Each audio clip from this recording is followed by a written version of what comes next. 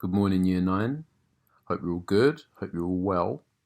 Thought I'd record this video just to give you an update on what work I'm expecting from you. And I've put this onto Google Classroom, so feel free to find it there. You should be able to.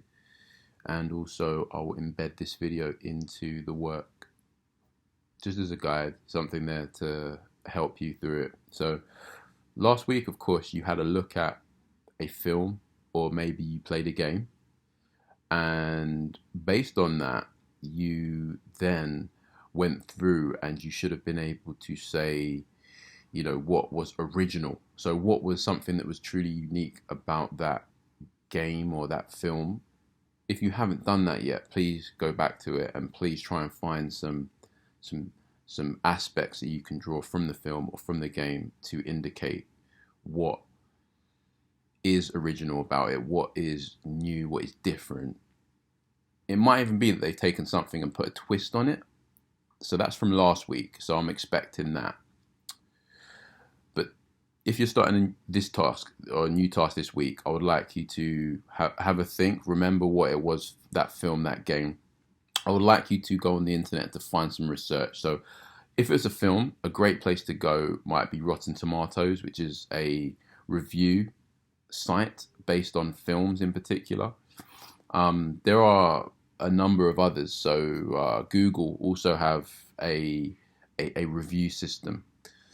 Now, something I want you to really look at is the fact that reviews can be done by critics, so people who work for gaming sites or film magazines.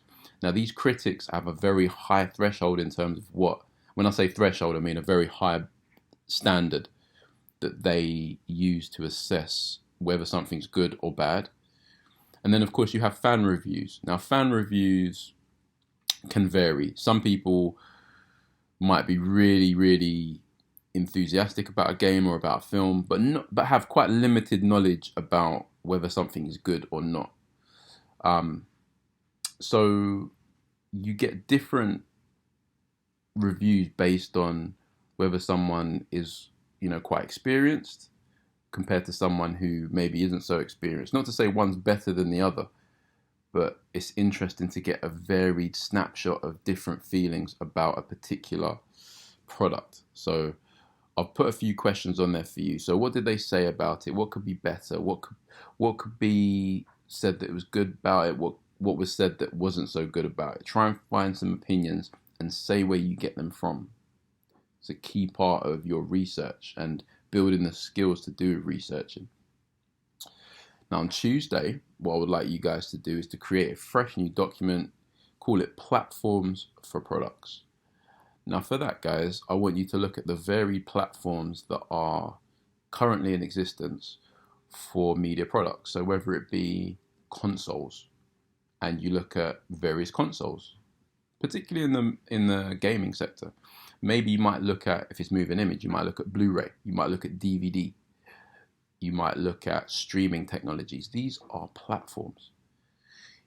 If it was that you were going to look at magazines, you might look at online magazines compared to actual printed magazines, and the differences between them, the different platforms that exist.